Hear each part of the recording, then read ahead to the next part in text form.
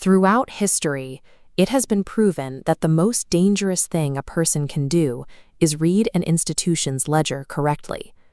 In 1897, a young shipping clerk named E.D. Morel found an impossible discrepancy in the cargo manifests of the Congo Free State. While ships returned to Liverpool heavy with rubber and ivory, they left for the Congo carrying nothing but rifles, ammunition, and chains.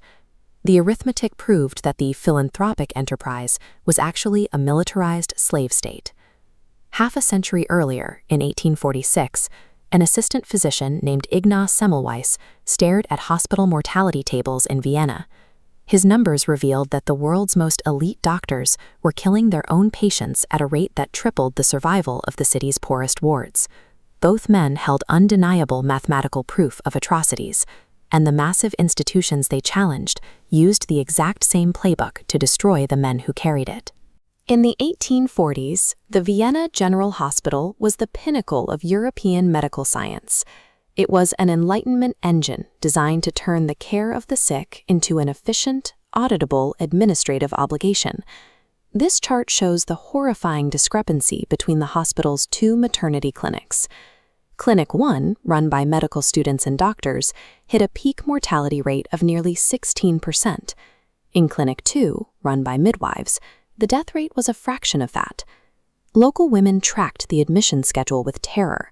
If they arrived on a day when the doctor's clinic was receiving, they would kneel in the street and plead for entry to the midwives' ward, or simply give birth on the cobblestones outside. The institution meticulously recorded these deaths, but its belief in miasma, the theory that bad air or noxious vapors cause disease, completely blinded the faculty to what the numbers actually described. Semmelweis conducted a forensic elimination of every accepted variable. He removed overcrowding. He silenced the chaplain's bell. He even changed delivery positions. None of these adjustments moved the mortality rate by a single point. The breakthrough arrived in the body of a friend. Jakub Kolečka, a professor of forensic medicine, died after a student's scalpel nicked his finger during an autopsy. Semmelweis realized the students were walking directly from the dead house to the maternity ward. They were carrying what he called cadaverous particles on their hands, invisible, putrid matter from the morning autopsies that they were inserting directly into laboring mothers during afternoon exams. He instituted a unilateral protocol, a mandatory chlorinated lime hand wash before entering the clinic, creating a chemical barrier between the autopsy room and the living patients. This line graph tracks the result. By March 1848, the mortality rate plummeted from its peak to exactly 0. The numbers offered an absolute link between the intervention and the result. By simply washing their hands, the doctors had stopped the dying. But the elite healers of Vienna performed a different calculation.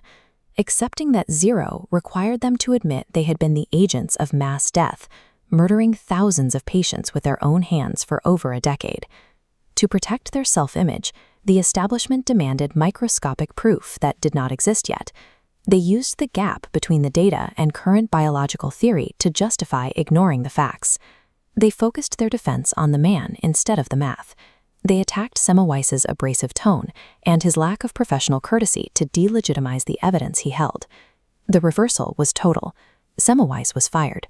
His replacement blamed 30 different causes for the fever, and the life-saving chlorine basin was removed from the door. The carts carrying the dead from the maternity ward immediately resumed their evening route. Within 2 years, the mortality rate climbed back toward 11%. This is the reality of institutional power.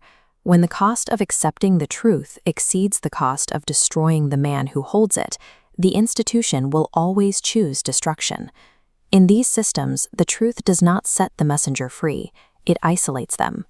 E.D. Morel faced the full weight of the British imperial government.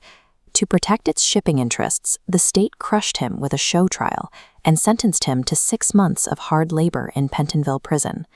Semmelweis spent 14 years in exile, publishing furious open letters that called his peers murderers.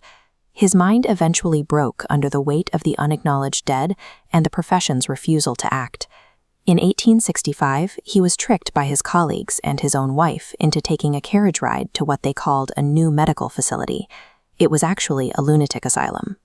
The medical establishment used his desperate obsession as clinical proof of insanity to justify locking him away.